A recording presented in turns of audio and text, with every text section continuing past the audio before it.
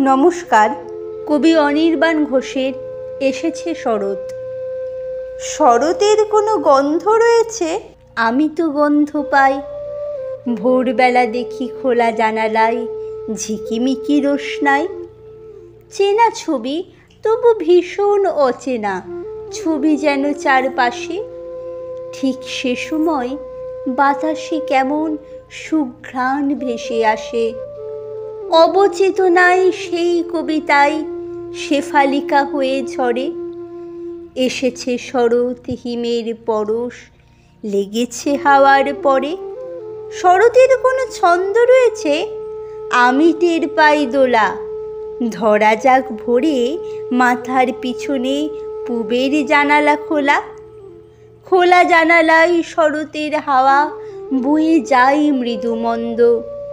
টের পাই তার স্পন্দন, আমি টের পাই তার ছন্দ। হালকা হাওয়ায় সেই চিরচেনা পংক্তিরা খেলা করে।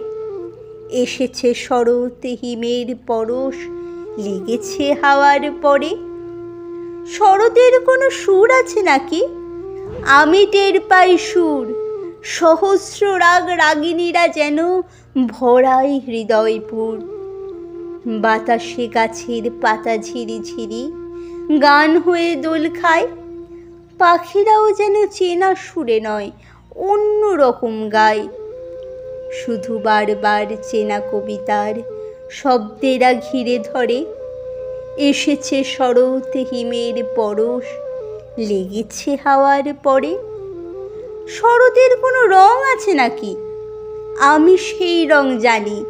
সাদা মেঘে কেউ সাজাচ্ছে রোজ আকাশের ফুলদানি।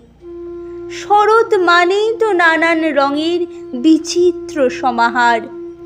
যেদিকে তাকাও দেখবে কেমন রঙে রঙে একাকার। কানে কানে কেউ বলে যায় যেন, বসে আছো কেন ঘরে?